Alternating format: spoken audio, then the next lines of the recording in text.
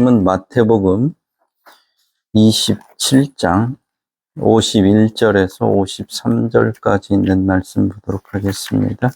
이에 성소 휘장이 위로부터 아래까지 찢어져 둘이 되고 땅이 진동하며 바위가 터지고 무덤들이 열리며 자던 성도의 몸이 많이 일어나되 예수의 부활 후에 그들이 무덤에서 나와서 거룩한 성에 들어가 많은 사람에게 보이니라.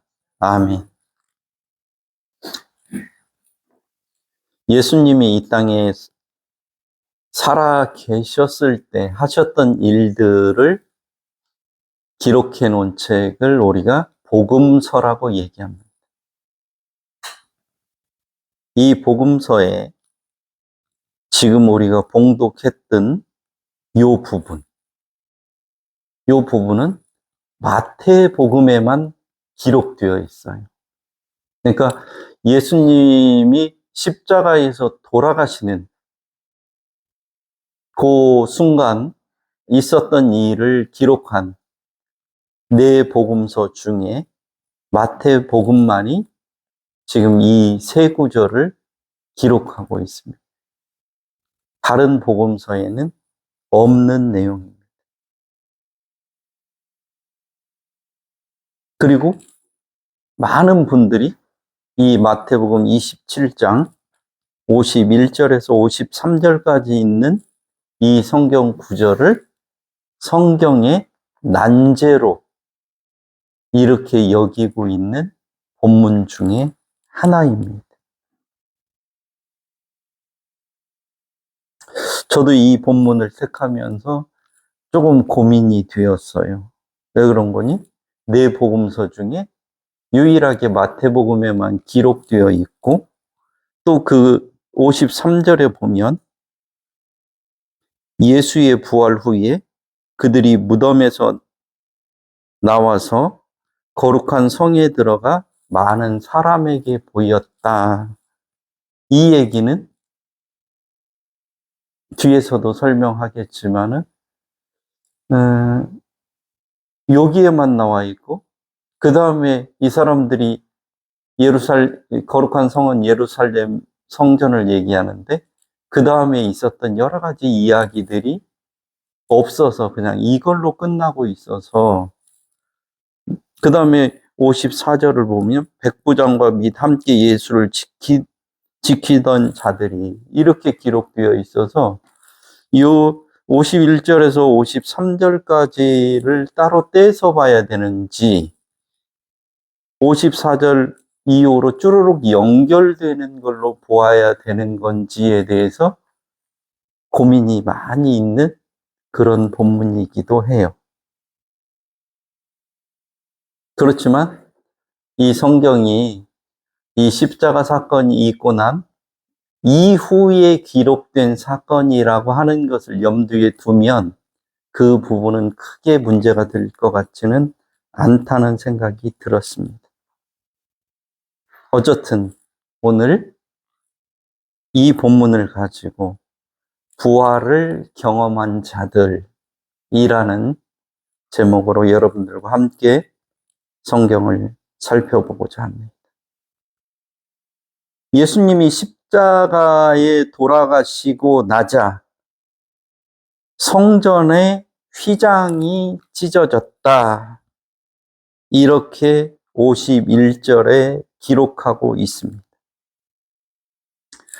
성전의 휘장은 성소와 지성소 사이에 처져 있는 휘장입니다. 이 휘장을 통해서 지성소에 들어가는 것은 오직 대제사장이 1년에 1회 대속죄일에만 피를 가지고 백성의 죄를 하나님께 용서받기 위해 들어갔을 뿐입니다. 이 외에는 어느 누구도 들어갈 수 없는 곳이 지성소입니다. 그래서 이렇게 성소와 지성소 사이를 가로막고 있는 이 휘장, 성소와 지성소를 구분해주는 이 휘장. 이 지성소는 하나님의 임재를 상징하는 곳으로서 죄인은 어느 누구도 들어갈 수 없는 그런 곳인데, 이 성소와 지성소를 구분하는 이 휘장이 찢어져서 성소와 지성소의 구분이 없어져 버렸습니다.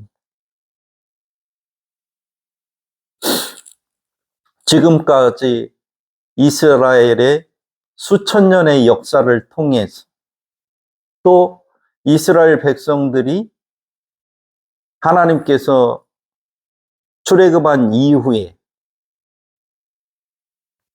성소를 어떻게 만들어라고 한 이후에 지금 예수님이 십자가에 돌아가실 때까지 이런 일은 단 한 번도 없었습니다. 그렇기 때문에 이것은 매우 충격적인 일이고 매우 이례적인 일인 것입니다. 그런데 우리들은 이 의미를 잘 알고 있지. 이것은 예수님께서 흠없는 자신의 몸을 십자가에서 속죄물로 드려서 하나님 앞에 인간의 죄를 단번에 영원토록 속죄하셨음을 보여주시는 것입니다. 이제는 예수를 믿는 자는 누구든지 언제든지 하나님이 임재해 계시는 지성소에 들어갈 수 있음을 보여주는 것입니다. 이 성소의 휘장이 찢어지기 전까지는 오직 대제사장만이 1년에 한 번 속죄를 위해서 그곳에 들어갈 수 있었지만 예수께서 십자가에 돌아가심으로 이 휘장이 찢어져서 지성소와 성소의 구분이 없어지면서 이제는 어느 누구라도 하나님 앞에 당당히 나아갈 수 있게 되었다는 것을 십자가 사건은 우리에게 교훈하고 있는 것입니다. 그리스도의 죽음으로 인간과 하나님 사이의 가림막인 휘장이 찢어진 것은 모든 사람이 하나님 앞에 나아갈 수 있게 되었다는 것을 알려주는 것입니다. 이것을 히브리서 9장 12절에는 염소와 황소의 피로 아니하고 오직 자기 피로 영원한 속죄를 이루사 단번에 성소에 들어가셨다고 기록하고 있습니다. 이것은 구약의 제사 제도가 그리스도의 대속적인 죽음으로 말미암아 완성되었다는 것을 말씀하시는 것입니다. 여기에서 단번에라는 단어 에파팍스는 한 번으로 영원이라는 뜻을 가지고 있습니다. 한 번의 영원한 속죄를, 한 번의 완전한 속죄를 이루셨음을 의미합니다. 히브리서 10장 12절은 오직 그리스도는 죄를 위하여 한 영원한 제사를 드리고 하나님 우편에 앉으셨다는 말과 동일한 의미입니다.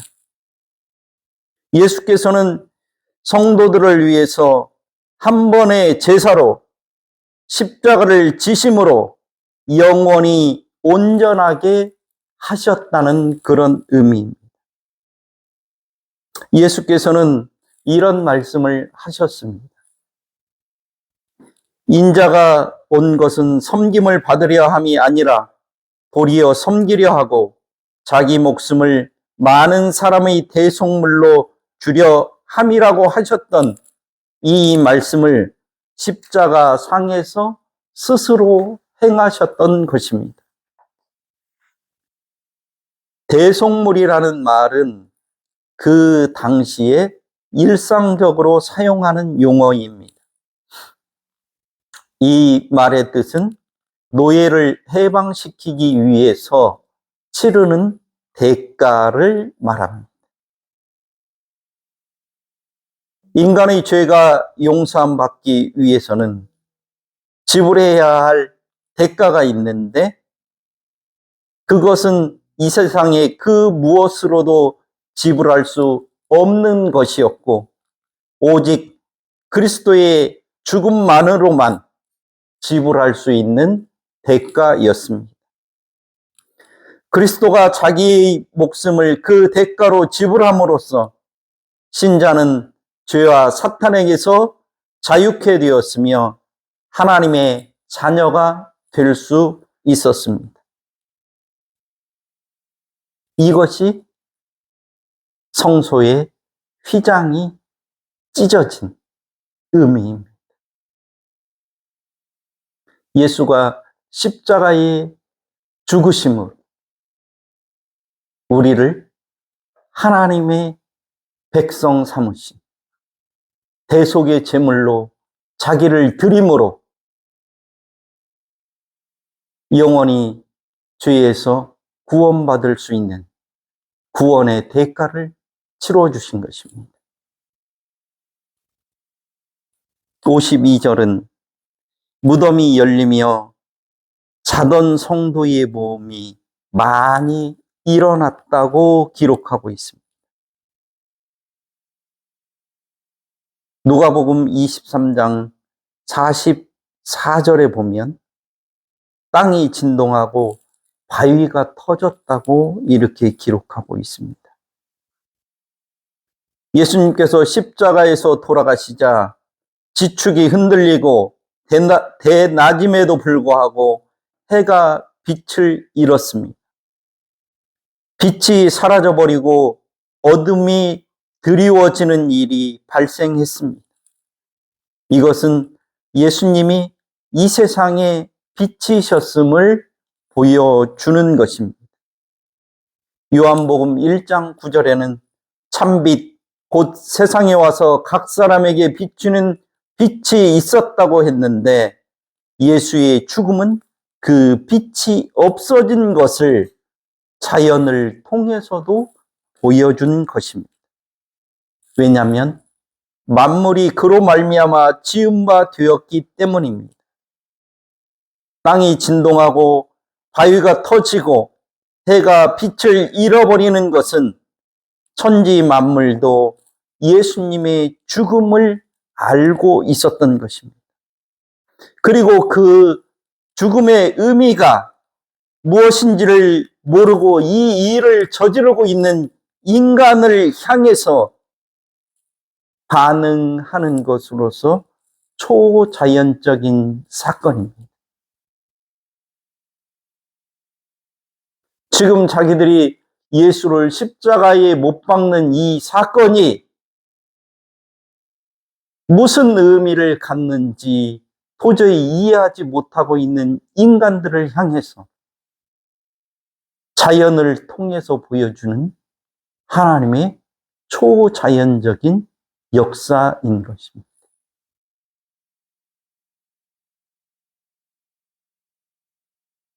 무덤들이 열리고 죽었던 성도들이 살아났습니다. 예수의 부활에 앞서 먼저 성도들의 부활이 있었습니다. 예수의 죽음은 성도들의 부활이 있다는 것을 이 사건을 통해서 실증적으로 보여주신 것입니다. 우리들이 예수님의 부활을 주로 이야기하다 보니까 성경에서 예수의 부활 이전에 부활을 경험한 사람들이 있었다는 사실을 소홀히 다루는 경우가 많습니다. 이미 죽은 자로서 다시 생명을 얻은 일시적인 부활을 경험한 자들에 대한 기록이 성경에는 여러 군데 나와 있습니다. 구약 성경에서는 사렙다 과부의 아들과 수넴 여인의 아들과 장사를 지내던 사람들이 모압의 도적대들을 보고 놀라서 엉겁별의 시신을 죽은 엘리사의 묘실에 던졌는데 엘리사의 뼈에 닿은 시신이 살아난 일을 기록하고 있습니다. 신약 성경에서는 7차례의 부활 사건이 있습니다.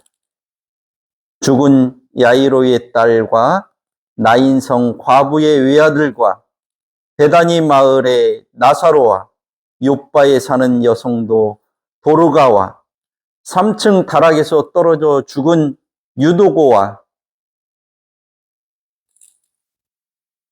그리고 오늘 성경에 기록되어 있는 수많은 성도들이 무덤에서 살아났던 사건을 기록하고 있습니다. 이 중에는 예수님에 의해서가 아니라 베드로와 바울에 의해서 각각 한 차례씩 죽은 사람이 살아난 이런 사건도 있습니다. 오늘 봉독한 이 성경 본문은 매우 특이합니다. 예수님이 십자가에 돌아가시자 살아났다는 점과 한 사람이 아니라 여러 명이 살아났다는 것, 그리고 살아난 후에 바로 그들이 자기의 집으로 돌아가는 것이 아니라 예수님이 부활하신 후에 무덤에서 나와서 거룩한 성, 즉 예루살렘에 들어가서 많은 사람에게 보였다는 점이 매우 특이합니다.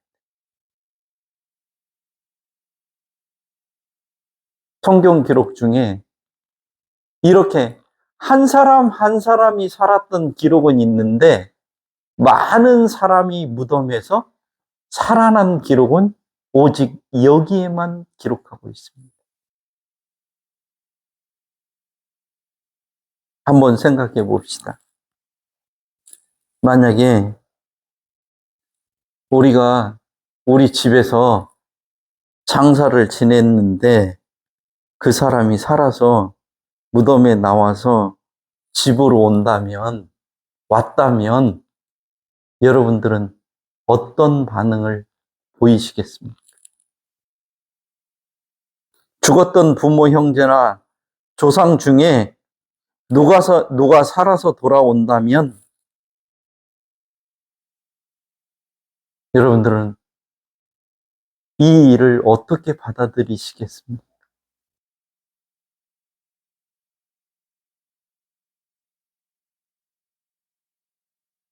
어떤 사람들은 죽었던 사람이 꿈에만 나타나도 무섭다고 이렇게 이야기하는 사람들이 많은데 만약에 장사를 지내고 왔는데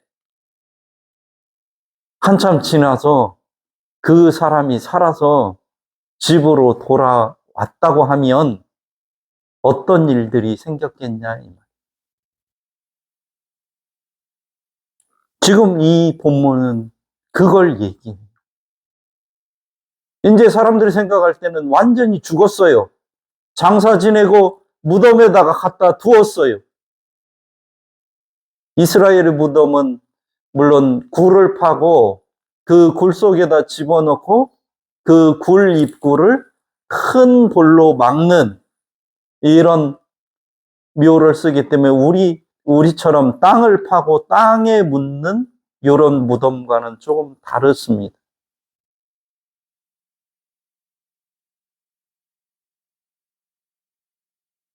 도저히 큰 돌로 막아놨던 그 무덤의 돌이 어떻게 밀려나고 그 속에 있었던 사람들이 그것도 한 사람이 아니라 여러 사람이 살아났다고 하는 것, 이것을 어떻게 받아들여야 할까요? 왜 이런 특이한 일들이 있었을까요?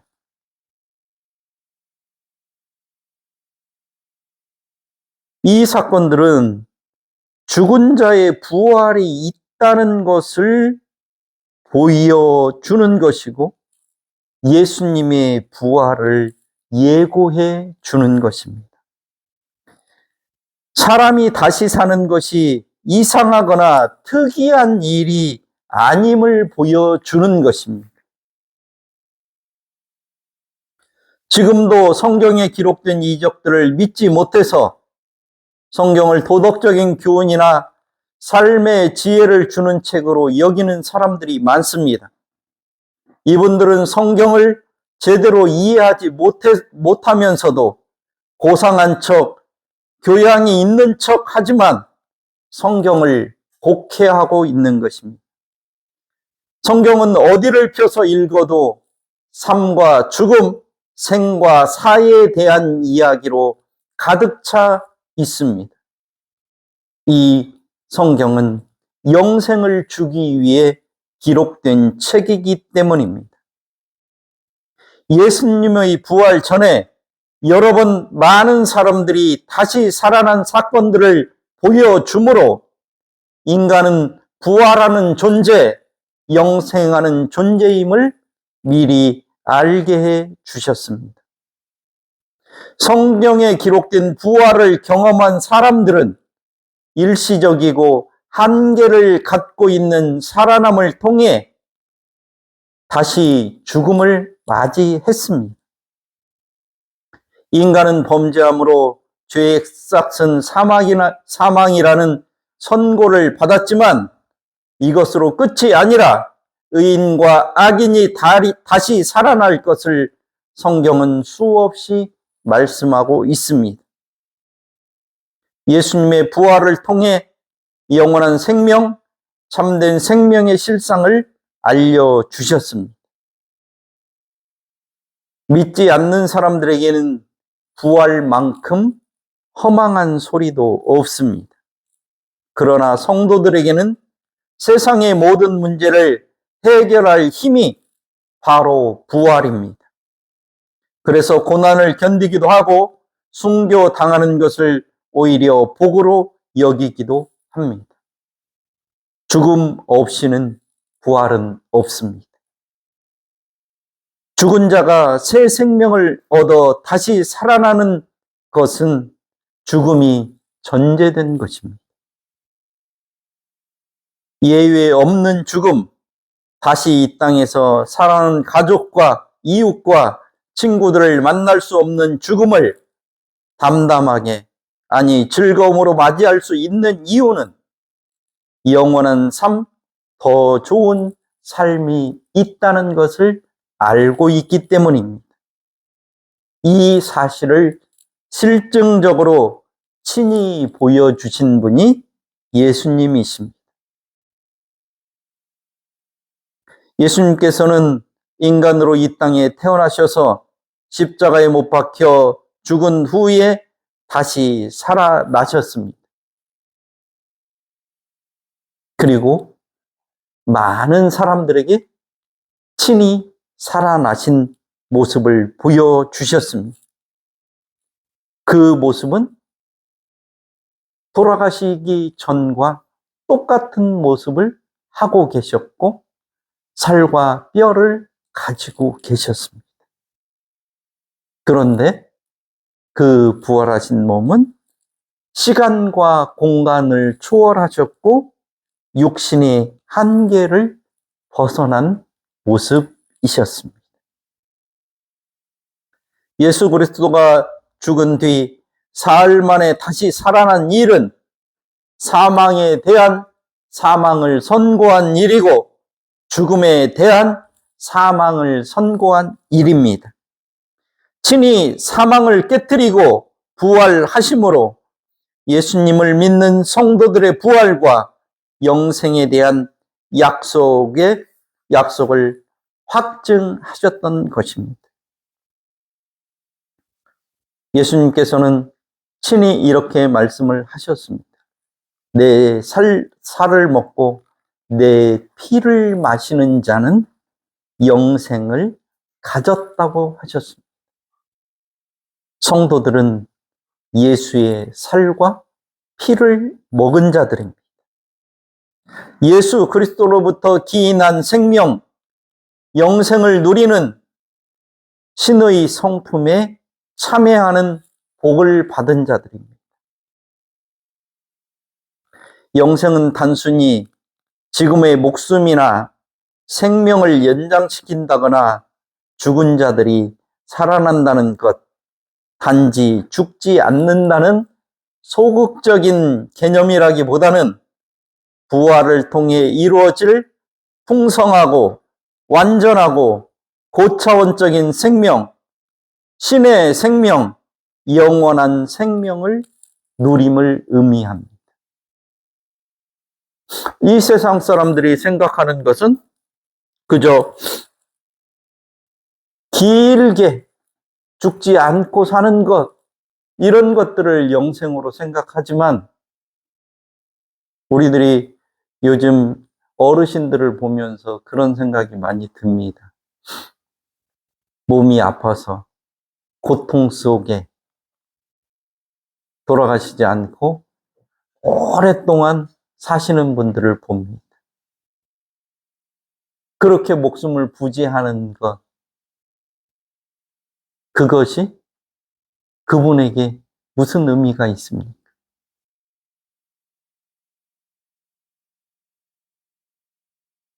이렇게 목숨이나 생명을 연장시키는 것을 성경에서 영생이라고 이야기하지 않습니다.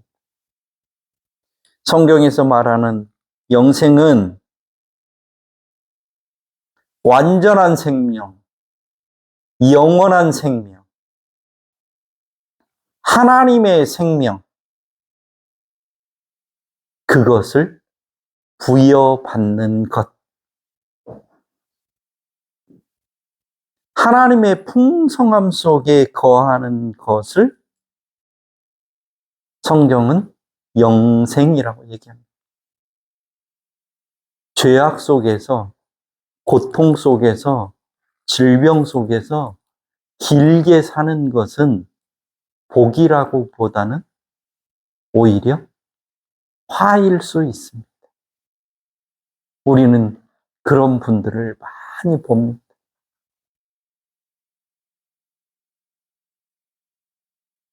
이 땅의 삶이 그저 1, 20년 더 사는 것, 이것에 의미가 있는 것이 아니라 이 땅에 살아가는 동안, 이 땅에 살아있는 동안에도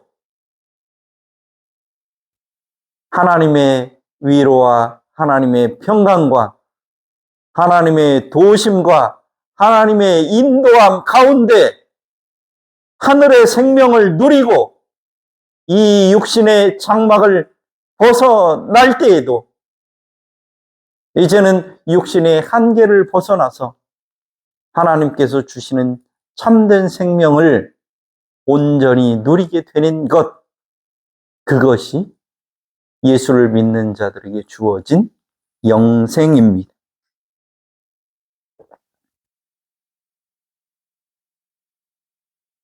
이 영생이 어떤 것인지를 우리가 잘 모르기 때문에 예수님이 부활하셔서 영생이라는 게 어떤 것이고 영원한 생명이 어떤 것이라고 하는 것을 예수님이 살아나셔서 그 모습을 보여줌으로 우리들의 삶이 어떻게 될 것이라고 하는 것을 깨닫게 해 주셨다, 이 말입니다.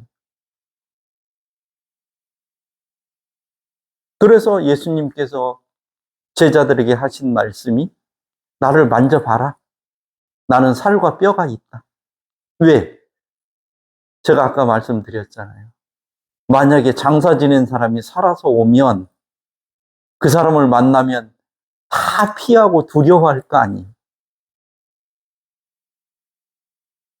근데 그게 아니라는 것을 예수님께서 말씀하시고 너희들 먹는 것을 나한테 줘보라고도 말씀하시고 나를 만져보라고도 얘기하시고 이렇게 하시면서 예수님이 제자들과 많은 사람들과 부활하신 후에도 말씀을 나누셨어요.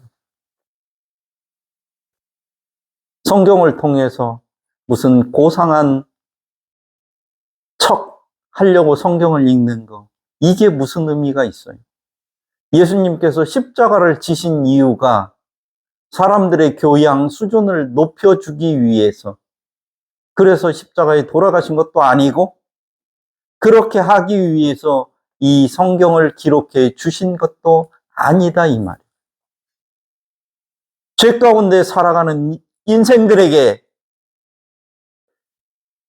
죄의 싹스로 죽을 수밖에 없는 이런 인생들에게 죽음이 아닌 영원한 생명의 길이 있음을 친히 보여주시기 위해서 십자가를 지시고 죽으셨다가 사흘 만에 살아나셔서 많은 사람들에게 자신의 모습을 친히 보여주셨다, 이 말이죠. 이것을 못 믿는 사람들을 어떻게 할 거예요? 다른 방법이 없잖아요. 죽었다가 십자가를 지시고 도저히 인간으로서는 어느 누구도 이런 십자가형을 받고 지금까지 살아난 사람이 아무도 없었음에도 불구하고 예수님이 살아나셔서 자신의 모습을 보여주시고 예수의 살과 피를 먹는 것, 예수의 살을 먹고 예수의 피를 마시는 거라고 하는 말은 예수를 구세주로 믿는 것을 말해요. 그런 사람에게는 영생이 있다고 예수님께서 쉬운 영생의 길을 가르쳐 주셨음에도 불구하고 그것을 부인하고 받아들이지 않고 성경에 기록되어 있는 말씀을 자기의 생각대로, 자기의 마음대로 그렇게 재단하는 그 사람들에게 뭐라고 할 말이 없잖아요. 성도들은 이 부활 생명의 주인이신 예수님께서 부활하셔서 친히 보여주셨고 친히 나는 부활이요 생명이니 나를 믿는 자는 죽어도 살겠고 무릇 살아서 나를 믿는 자는 영원히 죽지 아니하리라고 말씀하셨기 때문에 우리는 예수님께서 친히 하신 이 말씀을 믿고 그것을 받아들이고 그대로 될 줄로 알고 사는 자들이다, 이 말이에요.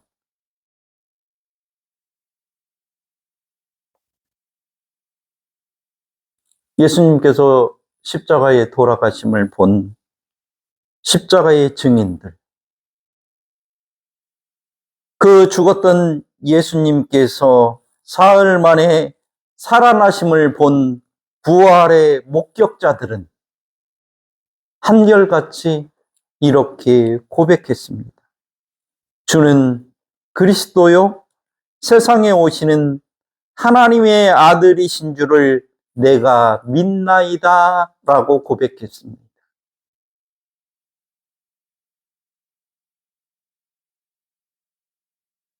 여러분은 이것을 믿습니까? 우리 모두에게 이런 믿음의 선물이 하나님으로부터 주어지는 복된 부활절이 되시기를 바랍니다. 부활절은 다른 의미가 아니에요. 십자가의 증인들, 부활의 목격자들이 살아나신 예수, 부활하신 예수를 보고 그를 우리의 구세주로 고백했던 그 고백이 나의 고백임을 받아들이는 자들, 믿는 자들이 예수의 부활에 동참할 것을 확신하는 그런 날입니다. 그것을 대내외로 선포하는 날이 부활절입니다. 나는 예수가 다시 살았기 때문에 나도 다시 산다는 것을 천하 만민에게 선포하는 날이 부활절입니다. 이 부활을 믿지 못하는 자들에게는 이 부활절은 아무런 의미가 없습니다. 왜 수많은 사람들이 예수가 십자가에 달려 죽었을 때 무덤에서 살아났다가 예수의 부활 후에 예루살렘 성에 들어갔는데 아무런 기록이 없냐면 저는 그런 생각이 들더라고요. 이 사람들은 자기의 이야기를 할 게 아무것도 없어요. 자기가 왜 살아났는지, 살아서 뭘 해야 되는지 아무런 걸 할 얘기가 없어요. 오히려 혼란스럽기만 해요. 왜? 무덤 속에 있다가 자기가 왜 살아났는지 어떻게 알아요? 예수 때문에 살아났고 예수 때문에 부활했어요. 그렇기 때문에 더 이상 이 사람들의 얘기가 필요가 없어요. 부활의 주인이신 예수님의 이야기만 있어도 충분하기 때문이라고 저는 그렇게 생각해요. 이 부활절은 다른 사람의 얘기가 필요치가 않아요. 우리에게 부활 생명을 주신, 죽음을 깨치신 이 예수. 예수에 대한 이야기만 필요하고 그 예수를 믿는 자들에게 예수님께서 친히 그들은 죽어도 살겠고 살아서 믿으면 영원히 죽지 아니하리라고 약속하신 이 약속의 증인으로서의 삶만이 우리에게 필요한 것이 아닌가 생각합니다. 어떤 어려움이 있더라도 성도들에게는 이 부활의 소망이 우리들의 신앙을 지킵니다. 우리들의 가정을 지킵니다. 나 자신을 지켜줍니다. 이 부활의 소망이 넘치는 시간이 되시기를 간절히 바랍니다. 기도하겠습니다.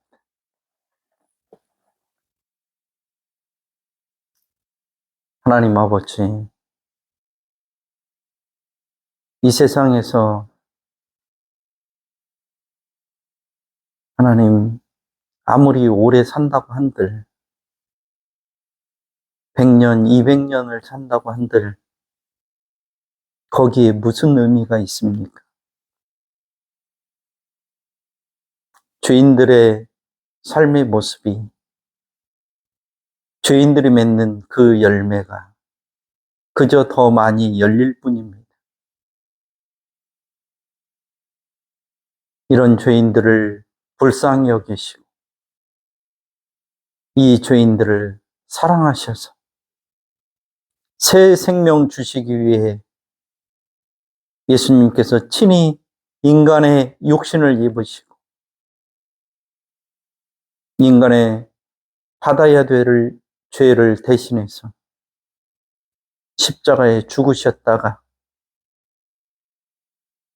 우리들에게 새 생명의 신비를 알게 하시고